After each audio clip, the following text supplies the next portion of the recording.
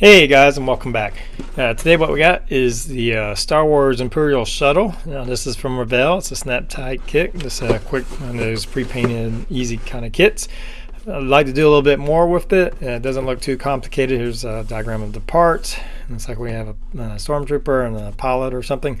But just I'm going to have to take a look at it and see what we can do. Perhaps maybe light it. I'm not sure. Obviously I want to repaint it and give it a more realistic look.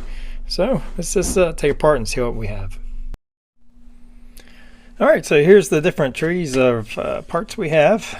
Looks like we have the upper wing over here, the two side wings, and parts of the side wings, the back, the body, landing gear, and whatnot. Looks like we have the bridge and cockpit. It does look like we have the glass for the cockpit. It's very dark, so I don't know if you can even see through it. But you do have a cockpit and some figures in there somewhere. So I'm just got to get this open and start seeing if we can light it at all. So let's just kind of jump into that. Alright, so here we are. I've committed to trying to light this and just starting off with the rear engine section. Now this was a solid piece. It had some, there were solid pieces inside there, and they were painted blue. At first I tried to just sand it down to enough to where I could kind of backlight it. I kind of sanded it too much and it kind of started warping it. So which made me decide just cut that whole section out, and then we'll actually have a better effect anyway. So it wasn't my intention to do that, but now that it's done, I think it's going to work out for a much better effect. So we just cut it off carefully. There are like groove lines inside here that you can follow. And I just had to carefully cut it out with my knife and then sand down the edges and stuff. Now to fill that in, I have this. This is one off of a Revell snap, one of those snap type Millennium Falcons, the engine grill that I haven't used. Now it is curved, but I think when we put it in here, it fills this in nicely, and then it also has that texture for the engine grill. So what I'm going to try to do is heat this up in some warm water and straighten it out, and then of course we'll cut it to size. And then when we go to install that, I think we'll have a nice effect. I think it'll look good, and it'll be much better when we put the lighting in there. So hopefully that'll work out, and we'll go from there. Alright, you can see where I've added in a little black paint here for light blocking purposes, and we've taken our grill from the Millennium Falcon and straightened it out. I just took some boiling water and first just tried doing it like a few seconds at a time. I think I finally put the whole piece in there with some like metal tongs to set for only like 3 or 4 seconds, and then I put it on a flat surface while it was pliable, and came up pretty straight, and I think it's going to look good once we get that all set in there. So we can move forward with that. I'm not sure what kind of lights we're going to do just yet. We're going to have to experiment. We have the cockpit, and I've just been detailing that out a little bit. It's very plain. All the little strips of styrene are just detailed that I've added. It's in no way accurate to the movie, and the movie prop is like 6 seats, so we only have 2 here. So it is what it is, and we're just trying to make the best of it. This model does have a feature. The windows, pretty much you can't see through it. It's got a flat paint on one side, so it's not transparent. But once you get all together, I believe this kind of rotates up, so you can kind of take a look at the insides, but I'm not too worried about that. As far as lighting, I think all we're going to do is the engine and maybe a couple of lights on the bottom section of the model, which is somewhere around here right now. And in the movies, there's lights, that strobes on the very tips of the wings. I could possibly do it on the top, but on these side wings, it's pretty much a solid piece right here. It's a little bit more, and I think I'd risk probably just destroying this to try to make that. So I'm not going to worry about the strobe lights on the tips, but maybe here's the bottom. On the bottom section, we'll add a couple of strobes or blinking lights on this bottom section. So pretty simple, but a nice little effect. So we'll just keep rolling with that. Hey guys, just want to show you something I'm working on. I'm going to be having some blinking lights on the bottom of the ship, and how I'm going to do that is some of these pre-wired LEDs, so 3mm pre-wired LEDs, you can get them to where they blink or kind of strobe, but they often blink at different rates. I mean, they'll start alternating. I want these strobes going off at the same time. So what I've done is I ran this, I guess, in parallel. This is the blinking one. This is a non-blinking 3mm LED, but I have the positive lead, so the current's coming in through that and through the resistor, which causes it to blink, and then it comes out, and the current, now that it's blinking, will come through this one. So it'll cause this one to blink, and they'll also be on the same pattern, same timing. Let me see if I can show you this, and I won't have a problem with it being off. So we've got our power, hook it up, and as you can see, they're blinking at the same rate. I've had issues trying to just hook them straight up to power source. Obviously, if you have a power board or some kind of board that it's causing it, that's good. This is just a cheap way of doing it, but effective way. I got my blinking pattern the same. If you connect two blinking ones in parallel, the other one's resistor will also cause it to start going off on a different rate. So I want an identical rate. These will be next to each other. I want them blinking at the same time. So this is a way of doing that. It's just hooking it parallel. You just have to make sure that the power goes first through the blinking one. So it goes through the resistor first. So we'll just keep going. All right, here's the bottom of our shuttle here. I've permanently attached the wings in the down position and put on the closed landing gear. You see where I have our power connector. And you can see just the basic lighting. We're just going to do some engine lighting, and I did some just strip lighting, 2 sections, which gave me 6 LEDs. And it runs over here to our wiring. We have our 2 lights that'll be flashing. I got some aluminum foil surrounding them just for a little light blocking. I'm not sure what kind of backwash I get. I think we're going to have issues with light leaks along where these wings go because they're supposed to be adjustable, and there's some gaps in there. But I'm just going to have to try to deal with that as I close everything up. So we have our back engine piece that'll go in here, and then once we get it all together, we'll mask off the engines, put some stuff over the lights here, put some liquid latex, protect those, and then we'll start probably give it a black primer, and then we'll give it some kind of white coat. So I'm just going to be in the process of sealing it all up. I've worked on the front section. Like I said, it was going to close. I think I can get the window in after I do everything, so I'm going to save that to last. So it closes up like that. But I intend to assemble everything and paint it as one complete piece. Alright, so here you can see we got the main body all assembled and it's working on. I think we got most of the seams. We might have to do a little bit more touching up, a little bit more sanding, but for the most part we got rid of these nasty seams coming down the side right here.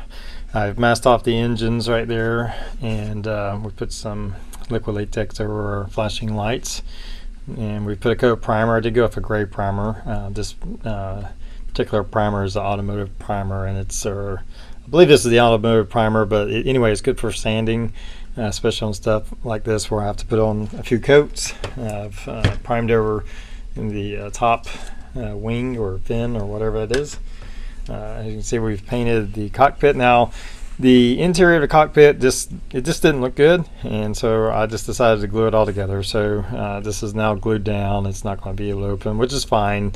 It wasn't a very detailed or accurate cockpit anyway. You can tell we've installed the windshield and we masked over it. We're going to be applying some dull coats and stuff. Right now this has a gloss white on it, and I'm just using the rattle can Rust-Oleum gloss white to do the coat on. A little unsure about just the gloss white color. I thought about doing a white gray. I'm going to have to paint it and see how it comes out and see if I like it. If not, we may come back and do a white gray color over it. But I want to see how this white turns out first. So just going to be painting these parts, and then we'll be right back. Alright, so as you can see, we've got the model all put together. It's all painted. I've added in the different colors with like a medium gray. There's not a whole lot of parts that I saw that were just like painted like that. So we painted it up. After I did that, I did just a clear gloss coat. And as you can see, it's kind of dirty looking right now, and that's because I've applied a wash to it. And the wash is just a mixture of acrylic paint with some a water alcohol mix, and it's like a 90% water to 10% alcohol. Very watery, and just some basic